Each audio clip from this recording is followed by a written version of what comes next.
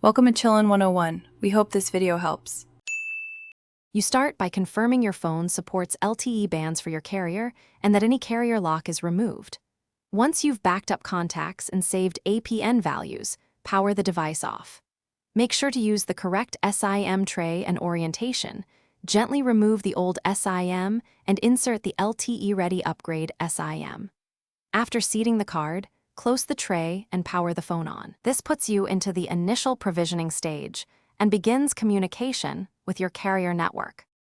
Once the device boots, let it attempt over-the-air provisioning. Most carriers push settings automatically. If nothing arrives, open the Carrier Activation app or enter APN settings manually using the values you saved. Make sure data roaming is set correctly if required and that mobile data is enabled. After applying settings, reboot the phone so the changes take effect. You should then see LTE or 4G in the status bar and your carrier name. That indicates successful provision. You now verify LTE by running a speed test and checking for expected download and upload rates. This confirms practical connectivity. Once done, enable VO LTE or HD calling in settings if the carrier supports it, since that improves voice over LTE.